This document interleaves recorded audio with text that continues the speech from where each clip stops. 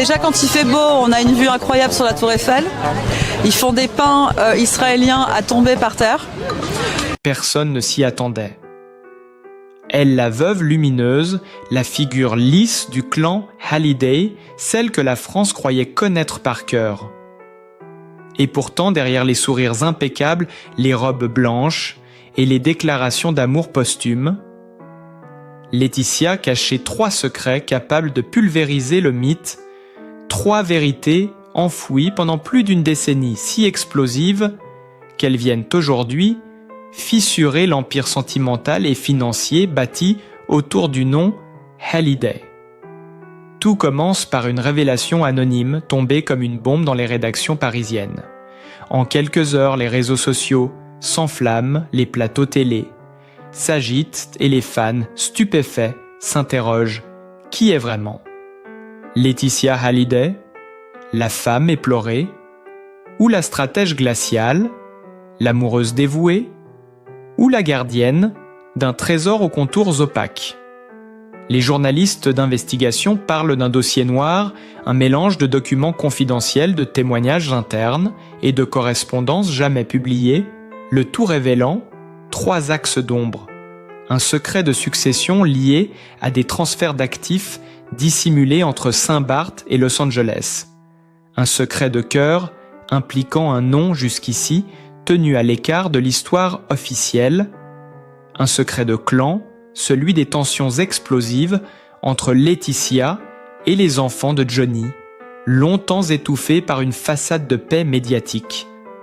La France découvre soudain que derrière la reine endeuillée, il y avait un empire, sous pression, une famille au bord de l'implosion et une femme décidée à tout contrôler, quitte à franchir des lignes invisibles.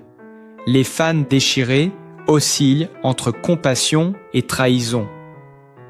Les plateaux de TPMP et de Paris. Match se déchaîne.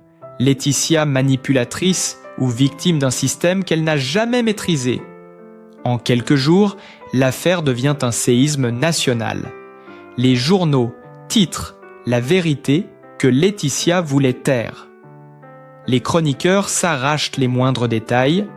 Le clan Hallyday, symbole d'amour, de rock et de douleur, se transforme sous les yeux du public en un drame shakespearien, moderne, où l'argent, la loyauté et le secret s'affrontent dans une tempête d'émotions et de révélations, et au centre imperturbable, Laetitia. Son regard de marbre, son silence calculé. Comme si malgré le chaos, elle savait qu'un 4e secret plus terrible encore n'a pas encore été révélé. Le premier secret éclate comme une déflagration sous le vernis doré du mythe Hallyday. Celui que personne n'avait vu venir la clé du conflit silencieux entre héritiers et veuve, la mécanique cachée derrière la fortune du rocker. Selon des documents révélés par un ancien conseiller financier, des comptes offshore avaient été ouverts dès 2015 entre Saint-Barth et Los Angeles, des transferts de droits d'auteur et de biens immobiliers opérés discrètement sous des sociétés écrans. L'objectif, protéger l'héritage de Johnny, affirment certains. Pour d'autres, un mouvement calculé de Laetitia pour garder la main sur un empire évalué à plus de 100 millions d'euros. Les experts parlent de manœuvres complexes d'optimisation, mais les tabloïds, eux, crient au scandale. Les images d'archives montrant Laetitia signant des papiers à Los Angeles pendant que Johnny était hospitalisé à Paris refont surface. Les fans se sentent trahis. Les plateaux de télévision dissexant chaque signature, chaque date, chaque regard capté par les caméras. C'est la naissance du doute. Laetitia, la veuve fidèle ou la gardienne d'un empire aux frontières floues. Le deuxième secret, bien plus intime, s'enfonce dans les zones d'ombre du cœur et des souvenirs. Il remonte à une période que Laetitia croyait effacée, celle où Johnny, affaibli et entouré de médecins, à Marne. La coquette aurait confié à un proche un souhait ignoré, un nom murmuré, dans la nuit, Une correspondance retrouvée dans les archives d'un photographe révèle une relation ancienne, restée secrète, des lettres signées d'une initiale féminine. Elle, une passion lointaine qui aurait ressurgi à la fin de la vie du chanteur. Les tabloïds s'en emparent en titrant sur la trahison, l'amour interdit la veuve blessée, mais aussi stratège. Car selon une source proche du clan, Hallyday, Laetitia aurait tout fait pour que cette femme reste dans l'ombre, déplaçant même certaines personnes de l'entourage pour étouffer toute trace de l'histoire. Ces lettres apparaissent aujourd'hui comme des preuves brûlantes d'une rivalité invisible qui aurait nourri les tensions entre les enfants de Johnny et leur belle-mère. Laura et David n'auraient jamais pardonné ce silence. Cette découverte agit comme un choc émotionnel national. Les fans pleurent la fin d'une légende immaculée. Les chroniqueurs de télévision parlent de trahison sentimentale et d'un Johnny déchiré entre deux femmes. Le troisième secret, le plus dangereux, sans doute concerne le clan lui-même. Une guerre froide, soigneusement maquillée, sous des sourires publics. Pendant des années, les photos familiales publiées dans les magazines montraient l'unité, la paix, la tendresse. Mais derrière chaque image se cachait une lutte de pouvoir féroce. Laetitia, isolée, accusée par certains d'avoir mis la main sur la gestion du patrimoine de Johnny, aurait progressivement écarté les voix discordantes, avocats anciens, amis et même membres du staff historique. Des emails interceptés par un journaliste du Parisien montrent des échanges tendus entre la veuve et les gestionnaires du label de Johnny. Elle exige contrôle total sur les rééditions des albums et les produits dérivés. Des réunions houleuses auraient eu lieu à Los Angeles, dans la villa de Pacific Palisades.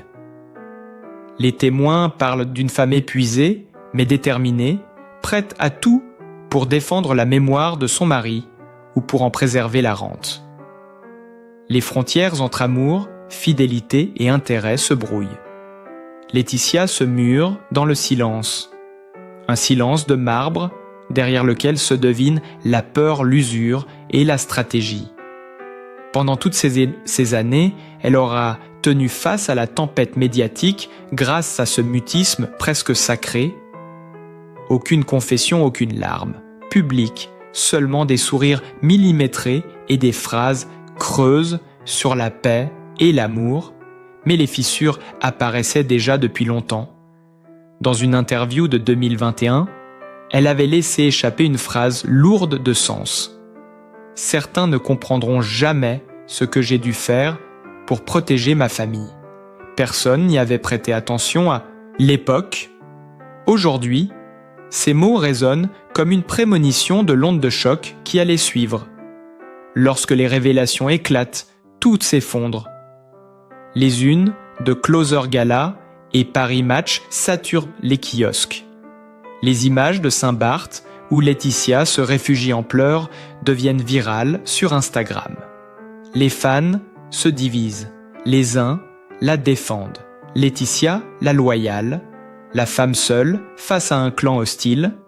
Les autres la condamnent, la manipulatrice qui a transformé le deuil en empire. Les talk-shows s'enchaînent. Les journalistes évoquent des documents fuités, des enregistrements privés, des traces bancaires. Les plateaux de télévision deviennent des tribunaux. Le clan Hallyday se déchire à ciel ouvert. Les amis se taisent, les conseillers fuient. Les confidences se multiplient. Chaque détail devient une arme, chaque souvenir une preuve. Dans ce vacarme médiatique, Laetitia reste droite. Elle se montre dans les rues de Los Angeles, lunettes noires, tête haute, comme une héroïne tragique dont le rôle a dépassé l'actrice.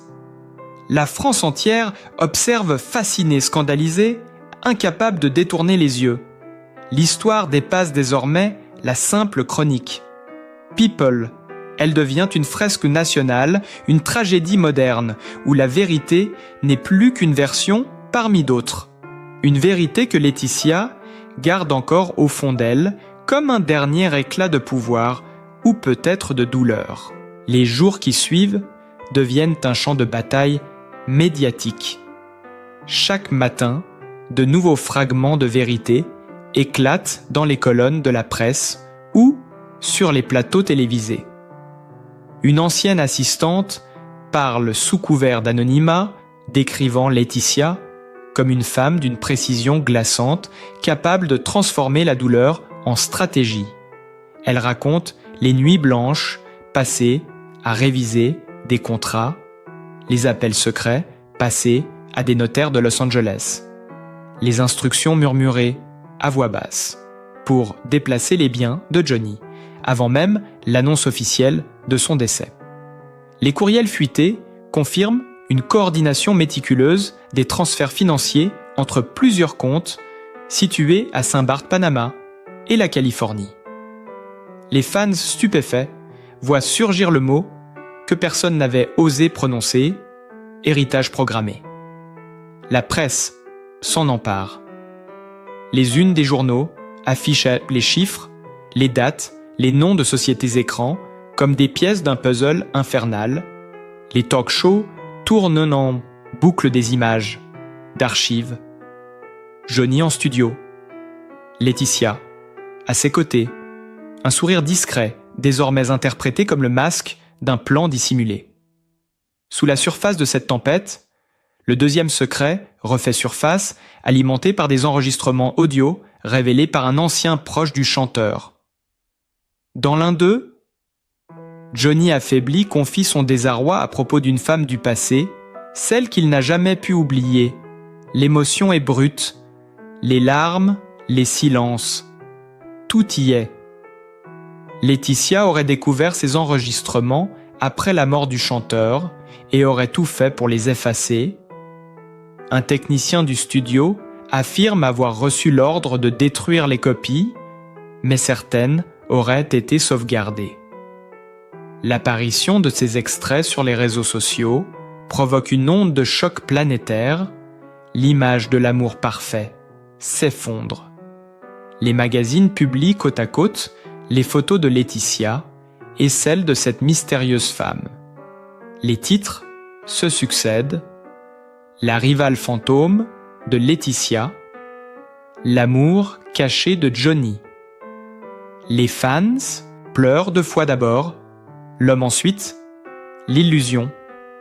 L'aura du couple mythique se fissure, tandis que Laetitia se réfugie derrière un silence obstiné, refusant toute interview.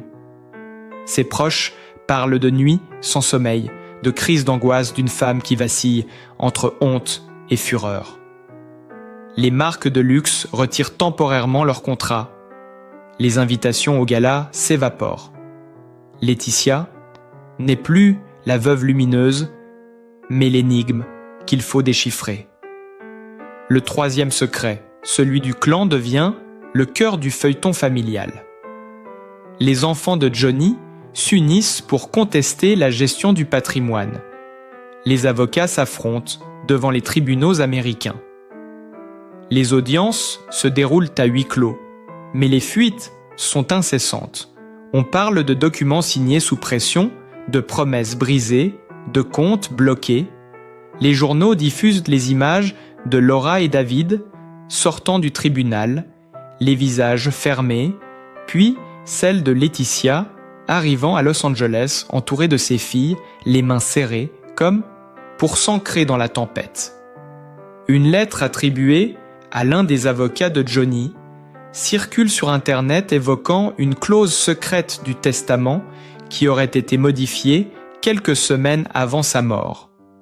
Cette révélation alimente toutes les suspicions. Laetitia savait, elle aurait manipulé les décisions d'un homme affaibli, dit la presse, d'investigation. Les fans n'en peuvent plus. Certains brûlent des disques en signe de colère, d'autres écrivent des lettres de soutien à Laetitia, qui se transforme peu à peu en figure tragique, enfermée dans son propre château de verre. Les réseaux sociaux deviennent un champ de bataille entre les défenseurs de la veuve et ceux des enfants de Johnny. Les hashtags explosent. Justice pour Johnny, Laetitia Gate, Clan Hallyday, les talk shows débattent jusqu'à l'obsession. Chaque phrase de Laetitia, chaque silence, chaque geste est scruté comme une confession déguisée. Les experts en communication décryptent ses tenues vestimentaires, ses apparitions publiques, son absence de larmes ou ses rares accords sourires pendant les cérémonies d'hommage. Les caméras la traquent jusque dans les ruelles de Saint-Barth où elle marche seule, les cheveux défaits, le regard perdu.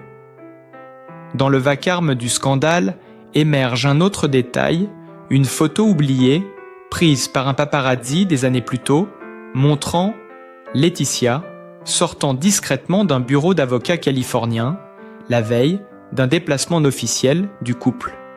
Ce cliché, longtemps insignifiant, prend désormais une valeur explosive.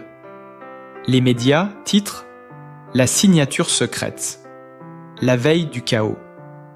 Laetitia semble piégée dans une spirale qu'elle ne contrôle plus. Les alliances se brisent, les anciens amis se retournent.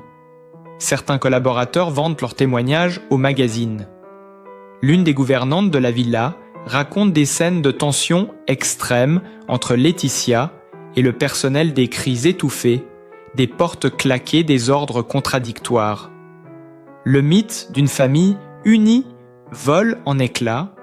L'opinion publique vacille entre fascination et dégoût laïque. France tout entière suit cette descente aux enfers, comme une série dont chaque épisode surpasse le précédent. Dans le silence des nuits de Saint-Barth, on raconte que Laetitia ne dort plus qu'une heure ou deux, qu'elle regarde en boucle les vidéos de Johnny sur scène, qu'elle murmure parfois son prénom comme pour conjurer l'oubli. Et pourtant, malgré la honte, la peur et le chagrin, elle reste droite, elle se maquille, elle sourit, elle sort comme si le monde entier n'avait pas vu son royaume s'effondrer, comme si elle savait qu'un quatrième secret invisible plane encore au-dessus d'elle, prêt à tout emporter. Les semaines passent, mais la fièvre ne retombe pas. Les journaux continuent à creuser chaque faille de cette tragédie moderne. Les unes affichent des gros plans du visage de Laetitia, amaigrie, cernée par la fatigue et les flashs. Les rumeurs s'entrechoquent, des messages privés, fuites des conversations interceptées, dévoilent un réseau complexe de conseillers financiers, d'avocats et de proches qui auraient participé à la construction d'un système opaque. La presse parle désormais d'un empire sous contrôle d'une main de fer, dissimulée sous des gants de velours. Les magazines spécialisés publient des schémas, des flux d'argent, des transferts immobiliers. Les fans découvrent stupéfaits que certaines villas de Saint-Barth auraient été revendues à des sociétés anonymes avant d'être réintégrées dans un trust américain. Le nom de Laetitia figure en marge de plusieurs documents notariés datés de 2017, une chronologie qui coïncide étrangement avec la dernière hospitalisation de Johnny. Ce détail alimente toutes les spéculations sur une orchestration préméditée. Les émissions télé montent en puissance. Les débats deviennent hystériques. Chacun y va de sa vérité. Les anciens amis du couple s'invitent sur les plateaux et racontent des souvenirs qui contredisent la version officielle. L'un d'eux affirme avoir vu Laetitia signer des papiers en larmes. Un autre parle d'un appel téléphonique glaçant dans lequel elle aurait dit qu'elle devait sauver ce qu'ils avaient construit avant que tout lui échappe. Les producteurs de documentaires se précipitent, des séries spéciales sont tournées à Saint-Barth et à Los Angeles. Le public dévore chaque image, chaque mot. Chaque apparition de Laetitia devient un événement scruté à la loupe comme une scène de film. Le moindre détail vestimentaire est interprété comme un message caché, une stratégie médiatique ou une confession silencieuse. Pendant ce temps, les tensions au sein du clan atteignent un point de rupture. Les avocats de Laura et David déposent une nouvelle plainte réclamant la transparence complète des comptes familiaux. La presse obtient les extraits d'audience, les retranscrit ligne par ligne. Les journalistes racontent les regards glacés, échangés entre Laetitia et les enfants de Johnny. Les fans se divisent plus que jamais. Les uns voient en elle une survivante dans un monde d'hommes d'argent et de mensonges. Les autres la jugent responsable de la déchirure d'un mythe national. Dans les couloirs des rédactions, on évoque un dossier encore plus explosif, un ensemble de courriels cryptés entre Laetitia et un avocat américain dont le contenu pourrait redéfinir toute l'affaire. Certains parlent de clauses secrètes liant la fortune du chanteur à des investissements inconnus, d'autres d'un contrat posthume sur les droits d'image et la gestion de son œuvre. Ces fichiers, selon une source proche, auraient été sauvegardés sur un disque dur, retrouvé dans une villa secondaire et transmis anonymement à un grand quotidien parisien. Les rédacteurs en chef se réunissent de nuit, dans un silence électrique. Ils savent que ce qui s'y trouve pourrait détruire définitivement l'image publique de Laetitia, ou au contraire, la laver des accusations qui la rongent depuis des années. Dans la rue, les fans allument des bougies devant les portraits de Johnny. Les radios rediffusent ses chansons. Les larmes se mêlent à la colère.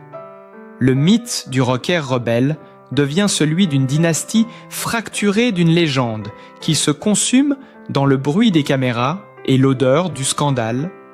Laetitia se retire peu à peu des apparitions publiques. Elle s'enferme dans sa villa, les rideaux tirés, les téléphones coupés.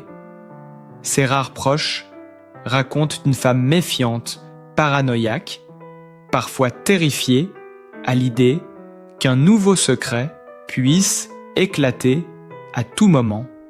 Une ancienne amie confie que Laetitia aurait peur de certaines personnes de son entourage, qu'elle n'aurait plus confiance en personne, qu'elle vivrait dans la hantise de voir dévoiler ce qu'elle appelle le point de non-retour. Les médias s'enflamment autour de cette expression, le point de non-retour.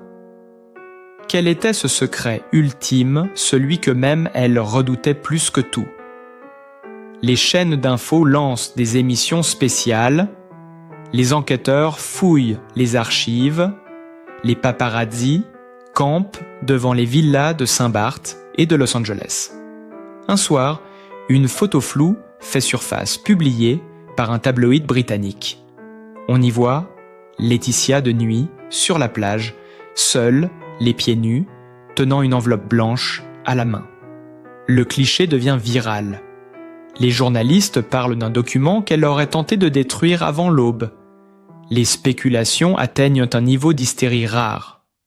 Certains avancent qu'il s'agit de la copie d'un testament alternatif d'autres, d'un contrat de production secret reliant Johnny à une société fantôme. Aucun élément n'est confirmé, mais l'image suffit à rallumer la flamme du scandale. Dans les forums de fans, la guerre continue. Les uns priant pour qu'elle soit enfin laissée en paix, les autres exigeant la vérité totale. Au même moment, à Paris, un célèbre animateur annonce qu'il diffusera dans son émission un témoignage inédit d'une personne qui aurait vécu au plus près du couple pendant ces dernières années. La France retient son souffle. Les producteurs promettent une révélation capable de renverser tout ce que l'on croyait savoir sur la dynastie Hallyday.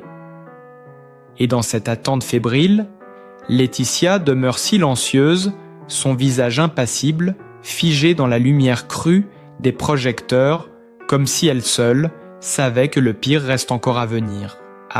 Le soir de la diffusion approche et la tension atteint son paroxysme. Dans les studios parisiens, les techniciens préparent une émission qui s'annonce comme un moment d'histoire. Les teasers défilent sur les réseaux sociaux. La vérité sur Laetitia. Hallyday, ce soir à 21h, l'audience explose avant même que le programme ne commence. Dans les cafés, les salons, les bars de province, tous les regards se tournent vers les écrans. La France entière, suspendue à un secret de famille qui dépasse la simple curiosité, people. Lorsque le générique s'achève, un silence s'installe sur le plateau. Le témoin apparaît dans la pénombre, la voix modifiée, le visage flouté. Il se présente comme un ancien collaborateur du couple Hallyday. Il dit avoir été présent dans les dernières semaines de la vie du chanteur et détenir des preuves d'un accord passé entre Laetitia et des avocats américains. Un contrat rédigé 3 jours avant la mort de Johnny, un document que personne jusqu'ici n'avait vu. Selon lui, ce contrat transférerait la totalité des droits d'image et des revenus posthumes à une société dont Laetitia est l'unique bénéficiaire en échange d'un engagement moral. Garder le silence sur certains aspects de la vie du chanteur. Le public retient son souffle. Les extraits du contrat apparaissent à l'écran. La signature de Johnny tremblante. Les initiales, LB, visibles en bas de page. Les réseaux sociaux l'explosent. Le hashtag Laetitia Contract devient viral.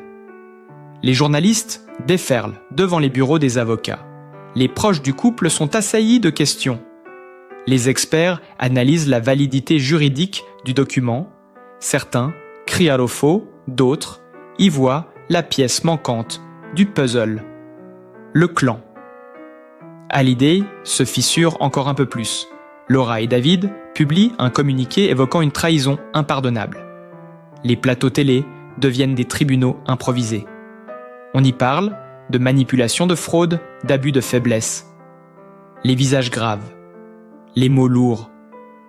Les fans pleurent à nouveau, comme si chaque révélation les arrachait un peu plus à l'illusion d'un amour éternel. Pendant ce temps à Saint-Barth, Laetitia se cloître dans sa villa.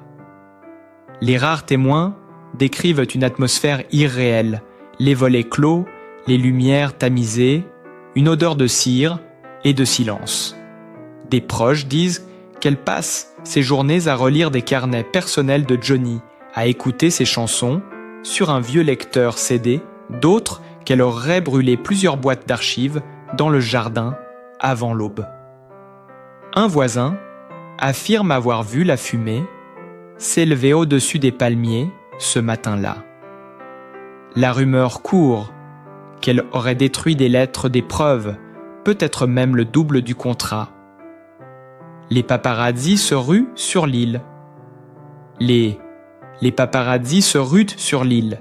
Les flashs éclatent dans la nuit, mais derrière les volets clos, Laetitia ne bouge plus. À l'aube, elle disparaît sans un mot, laissant derrière elle une lettre glaciale. Je ne parlerai plus, que chacun trouve sa vérité. Le silence est total, la légende s'effondre, mais une rumeur persiste. Le 4e secret n'a pas encore été révélé. Abonnez-vous pour découvrir la suite de cette affaire qui bouleverse la France. Le prochain épisode, le secret que Laetitia n'a jamais voulu que personne découvre.